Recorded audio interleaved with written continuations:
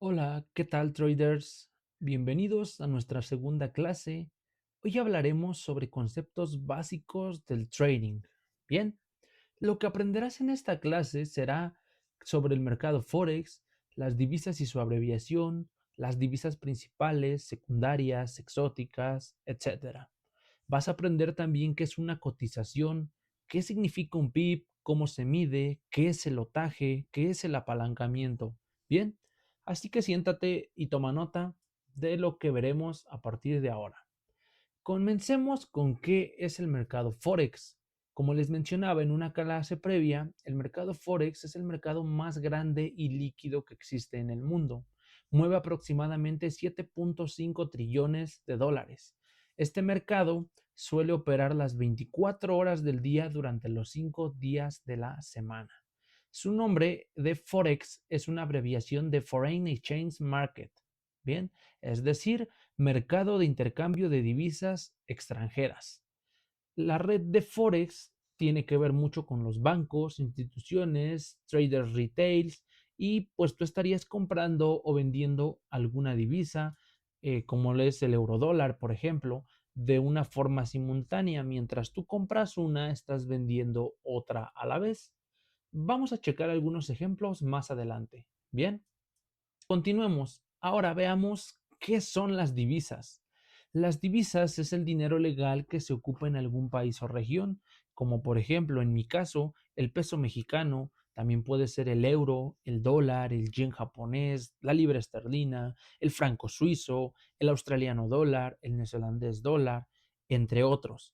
Sin embargo, estos que menciono principalmente son divisas principales, en específico el dólar, que es quien tiene mayor peso a nivel global. Bien, ahora quiero mostrarles de qué forma se abrevian estas.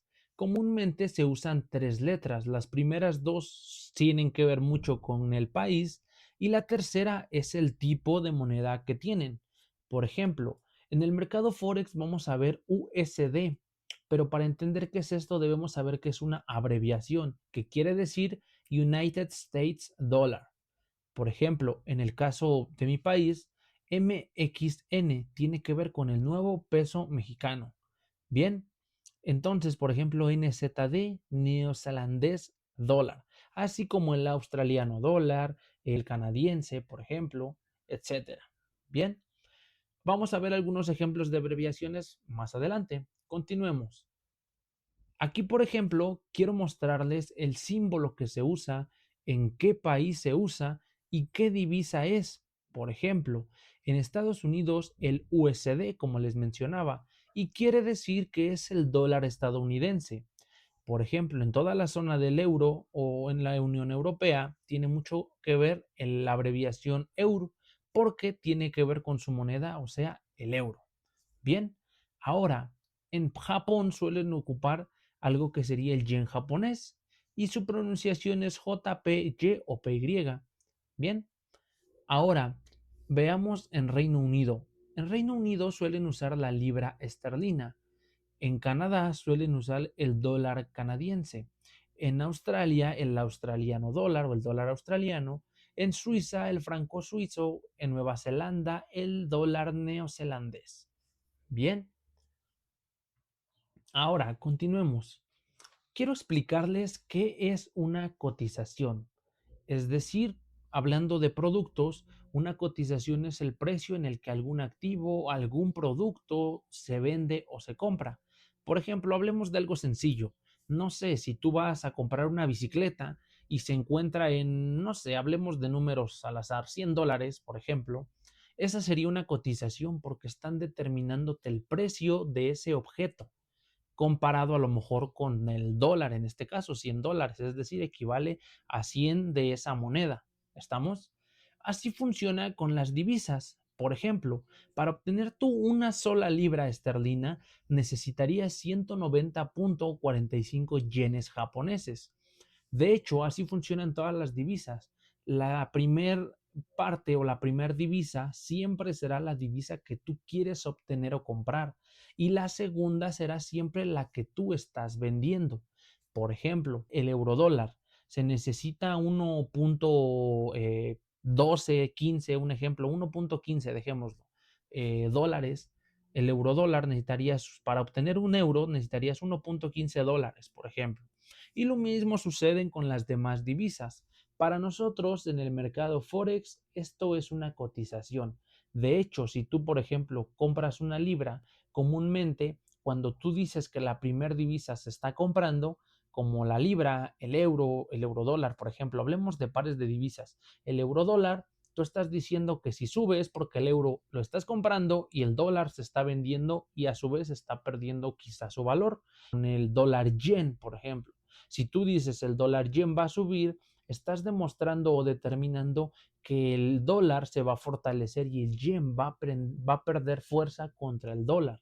Bien, no sé si esto es claro, pero iremos viendo algunos ejemplos en nuestra clase, ¿correcto? Continuemos. Ahora, existen distintos tipos de divisas. Principalmente se catalogan en principales, secundarias o exóticas. Las principales son aquellas divisas que comúnmente tienen bastante peso o bastante relevancia a nivel mundial, como el euro, la libra, el dólar, el yen japonés, el franco suizo, el australiano dólar y el neozelandés dólar. Y aquí tenemos algunas contrapartes. Por ejemplo, el euro dólar es un par de divisas que se conoce como principal, como les menciono, porque está compuesto de dos divisas principales o con un buen prestigio a nivel global. La libra con el dólar contra el yen, el dólar contra el franco suizo, el australiano contra el dólar. Se les conoce principales, como menciono, justo porque tienen un gran prestigio a nivel mundial y mueven bastante estas divisas. Ahora, se les conoce como secundarias a aquellas que no son malas, pero no tienen tanto peso a nivel mundial o tanto prestigio. Por ejemplo, la libra contra el yen, el euro contra el yen, el canadiense contra el yen, el neozelandés contra el yen, el euro contra la libra. Si tú haces alguna transacción, algún movimiento a nivel mundial, puede que no sea muy común que se acepten este tipo de cambios, digámoslo así. Bien, ahora también existen los pares exóticos, es decir, combinan una divisa con mucho prestigio con otra que a lo mejor no está mal en su país, pero no es una cotización que suele hacerse muy común. Por ejemplo, el dólar contra el peso mexicano, el dólar SAR, el dólar contra el real brasileño, entre otras. Bien, entonces quiero que entiendan que se maneja de esta manera. Y no solamente esto, existen otras divisas más que pueden ser como secundarias y exóticas. Las principales comúnmente son estas que les mencioné y las demás pueden existir algunos otros ejemplos. Bien, ahora, ¿cómo medimos los movimientos en el mercado Forex nosotros? Y la unidad de medida para estos movimientos es el PIP, Percent in Point, es decir, el porcentaje en los puntos o de puntos que se mueve algún activo o divisa en este caso. El eurodólar es una paridad o un par de divisas que suele mover después del punto 5 dígitos o incluso a veces más. Sin embargo, los que cuentan son a partir del cuarto, porque ahí comienza nuestro PIB. Miren, si nosotros tenemos que para obtener un euro necesitamos 1.05215 dólares, pero a la hora de que se está cotizando en ese momento sube de 1.0521 a 1.0522. El hecho de que este segundo dígito cambió te demuestra que subió un pip. Si por ejemplo de este 1 a un 7 habría 6 pips, de este 1 a un 9 habría, por ejemplo, 8 pips y así sucesivamente como comúnmente nosotros entendemos las matemáticas. Cuando esta cifra o este dígito llegue a 9, el siguiente dígito se le sumará al anterior y tendremos una decena más. Si aquí subiera 10 pips, es obvio que este quedaría en 1 y este en 2, es decir, quedaría en 1.0531 y nosotros diríamos subió 10 pips esta divisa o esta paridad de divisas. Pero algo que deben entender y lo que realmente es relevante, después de los decimales o después del punto, el cuarto dígito es el PIB. Esto con la finalidad simplemente por conocimiento. ¿Por qué? Porque realmente en las plataformas para analizar ya suele haber medidores de pips. Sin embargo, no está de más que tú lo conozcas, porque si no tienes una plataforma en específico que te mida pips y tú ocupas, por ejemplo, MetaTrader 4 o MetaTrader 5, por lo menos mentalmente puedas hacer un cálculo de pips y sepas cuánto estás arriesgando y por cuánto puedes ir en beneficio. Esto simplemente justo por eso, para que sepas contar los pips y puedas tener una mayor gestión para perder o incluso hacia tu ganancia. Bien, ahora los pares con tres decimales como el dólar contra el yen japonés, comúnmente el pip es el segundo dígito. El tercer dígito para nosotros sería un pipete, así como aquel quinto sería un pipete. Realmente no tienen tanta relevancia esos porque los que importan y mueven el precio realmente son los pips.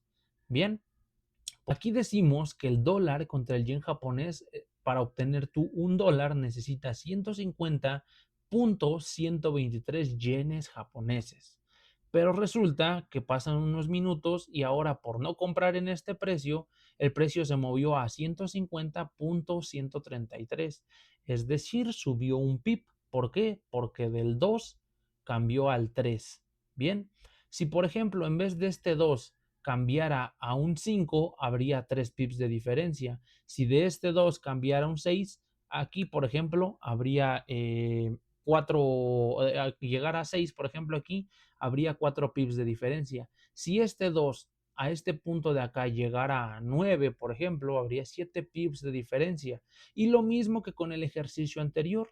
Una vez llegues a los 10 pips, o sea que este que era 9 cambia a 10, se vuelve automáticamente el número anterior en una decena más. Aquí tenemos punto 12. Si yo le sumara 10 pips, tendría punto 22. Si yo le sumara 20 pips, punto 32 y así sucesivamente. No sé si es claro este ejemplo, pero como menciono, es importante que ustedes sepan cómo calcularlo mentalmente. Insisto, hay medidores de pips, hay herramientas que te sirven, pero para mí es importante que lo conozcas porque así tú puedes determinar cuánto arriesgar para tu pérdida, por ejemplo, y por cuántos pips vas en beneficio. Bien, aquí hay algunos otros ejemplos que quise realizarles. Hablemos del eurodólar. Si el eurodólar se encuentra en 1.0950 y sube a 1.0982, tendríamos una diferencia de 32 pips, ¿están de acuerdo? Ahora, si el eurodólar se encontrara en 1.0850 y terminara en el 1.0895 al terminar el día, habría una diferencia de 45 pips. Ya aquí va a depender de nuestro lotaje para obtener nuestra ganancia o nuestra pérdida. Los pips simplemente son la cantidad de puntos o de medición que se movió un activo o una divisa en el trayecto del día. Bien, tenemos también este. Supongamos que el dólar yen está en 150.10 y sube a 150.60. Hay una diferencia de 50 pips, ¿correcto? Entonces, así funcionan las mediciones de pips y es muy importante que se complemente con nuestro lotaje, porque no es lo mismo arriesgar 10 pips con un lotaje bajo, un lotaje medio y un lotaje alto, porque los beneficios, así como las pérdidas, cambiarían de una forma drástica. Bien, continuemos. Ahora, hablemos del lotaje. ¿Qué es el lotaje? Imagina que tú vas a un supermercado y quieres comprar uvas. ¿Estás de acuerdo que no te pueden vender una sola uva? Te tienen que vender alguna bolsa o incluso alguna caja, alguna charola. El lotaje es como esa caja, esa charola, esa bolsa. Determina qué tanto dinero ganas o pierdes. No sé si es comprensible este término, pero quiero que entiendan que el lotaje es eso, la cantidad de dinero que tú estás dispuesto a arriesgar para ganar o para perder. Y tiene mucho que ver. Por ejemplo, aquí tenemos la ganancia de 10 pips. En un microlote que es a 0.01, este se le conoce como microlotes. Puede ser 0.02, 0.3, 0.4, 0.5, 0.6, 0.7, 0.8, 0.9, 0.10. Una vez que cambia a punto .1, ya se les conoce como un mini lote. Y lo mismo puede ser punto 1, 2, 3, 4, 5, 6, 7, 8, 9. llegando o rebasando estos dígitos, ahora tendríamos lo que sería un lote estándar. Y vean la diferencia de mover distinto capital y los lotajes. En 10 pips, en un micro lote tú tendrías $1 de ganancia. En un mini lote tú tendrías de ganancia con esos mismos 10 pips $10. En un lote estándar por esos 10 pips tendrías $100. Entonces, por eso es importante que cuando tú realices operaciones sepas colocar tu lotaje y hacerlo proporcional a tu capital, porque estás de acuerdo que si tú tienes $100, no podrías o no sería correcto que tú pongas un lote, porque si se te va 10 pips en contra, se llamaba cuenta, es decir, se te va a quemar.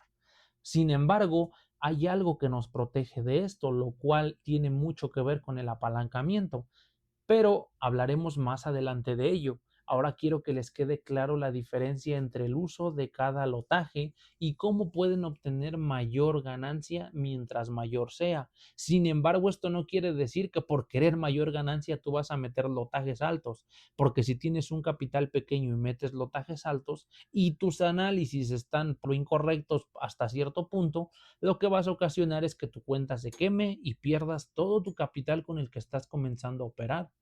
Bien, quiero que esto les quede muy claro, la diferencia de lotajes y cómo aplica mucho en los movimientos de pips. Bien, ahora miren, quiero mostrarles cómo se ve aproximadamente un lote estándar. Comúnmente este es para cuentas grandes y el valor por cada pip es de $10. Es como si tú movieras, por ejemplo, 1000 unidades, 100,000 unidades, perdón, con el lotaje. El mini lote es para cuentas intermedias, quizá. Para ello, entiende que estás arriesgando o ganando $1 por cada pip, es decir, como si tuvieras 10,000 unidades. Y el mini lote tiene mucho que ver para cuentas pequeñas o principiantes, porque tú puedes ganar solo 10 centavos o arriesgar 10 centavos por cada pip que se mueva a tu favor o en tu contra. Es como si tuvieras 1000 unidades de algún producto, lo que te mencionaba hace rato de las uvas. No te pueden vender solo una uva, tiene que ser en algún paquete, en alguna caja, en alguna bolsa, perdón. Bien, continuemos. Ahora, ¿qué es el apalancamiento? El apalancamiento es como un préstamo que te suele hacer el broker de forma temporal. Es decir, un apalancamiento a 1 a 100 es como si multiplicaran tu capital por 100. Si tú tienes $1, por ejemplo, el broker va a decir, entendemos que tienes $100, porque al final es una simulación desde su perspectiva del broker. Entonces, no es como que tú tengas $1, se te vuelvan 100 de golpe o de momento, pero el broker te permite operar como si tú tuvieras esos $100. Ahora, si tú tienes 10 y lo multiplicamos lo mismo por 100, el broker daría por hecho que tú tienes $1,000, por ejemplo. Sin embargo, insisto, regresamos a lo que te mencionaba hace rato. Si tú abusas de los lotajes combinados con el apalancamiento, quizá con $10 podría abrirte una operación muy grande, pero así como te abre esa operación muy grande, podrías perder todo tu capital.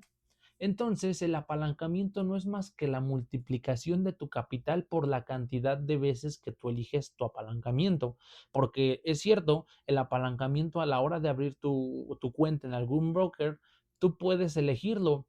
El mínimo que yo he visto es un 1 a 100. No sé si existan menores en otros brokers, pero al menos los que yo he usado es 1 a 100, 1 a 200. Y de ahí te permiten 1 a 300, a 500, a 1000 y de ahí pues podría ser más. Pero insisto, no debes abusar de este beneficio porque a mí me ha tocado ver en internet cuentas que tienen a lo mejor $1 o $2 y abren una operación en el oro. El oro, quienes lo han operado sabrán que es muy volátil y que en un abrir y cerrar de ojos esos $2, incluso a un microlote, se te irían rapidísimos. Ahora imagina que con $10 que tú le pones un lotaje alto y el oro no se va al momento hacia tu dirección, rápido se te quemaría esa cuenta, ¿estás de acuerdo? Por eso no debes abusar de los apalancamientos. Bien, pero así funciona, es la multiplicación de tu capital por la cantidad de veces que tú tomes en tu apalancamiento. Aquí hay una imagen donde yo les explicaba un 1 a 100 te permite abrir operaciones obviamente con mayor riesgo porque tu capital lo multiplica por 100. Lo mismo con un 1 a 200, con un 1 a 500, con un 1 a 1000. Tu capital es multiplicado por estas cantidades. De hecho, si tú utilizas un apalancamiento bajo, no te permitirías abrir una operación en el oro por menos de $20. Pero al final ya depende de ti qué tanto riesgo quieras tomar, porque tú debes ser responsable y consciente de tus operaciones. No puedes culpar a que alguien te dijo que pusieras tal otaje, no puedes culpar a que es que vi en internet y él le puso tal otaje y vean cómo ganó mucho. No, no puedes culpar a nadie. Tú debes ser consciente y responsable de tus decisiones y aunque tuvieras un apalancamiento muy grande como lo es el 1 a 1000, no es motivo para que tú abuses de este apalancamiento y quieras tomar decisiones muy riesgosas. Bien, es un consejo que te doy. Al final, cada uno es responsable de sus actos. Bueno, hasta aquí nuestra sesión 2. Les agradezco mucho que hayan estado presentes. Si tienen alguna duda, pueden dejármela en los comentarios y la contestaré a la brevedad, así como si quieren que hable de algún tema en específico, con gusto lo haré. Como he mencionado al principio de la clase y del curso, estas clases son dirigidas principalmente para personas que van comenzando en este mundo del trading, porque a veces no tenemos información organizada, porque a lo mejor ves información avanzada, luego información intermedia, luego básica, luego otra vez avanzada, y no sabes por dónde empezar. Por esa razón decidí realizar este curso, porque puedes ir desde lo más literalmente más básico hasta ir agarrando ese camino en el que tú empieces a determinar cómo funciona, qué puedes hacer, qué estrategia te gusta, qué decides, etcétera. Bien, bueno, no olvides seguirme en mis redes sociales si quieres aprender más o consúltame tus dudas, déjala en los comentarios y con mucho gusto las resolveré. Nos vemos en la siguiente sesión. Les deseo mucho éxito y que el mercado los llene de profits.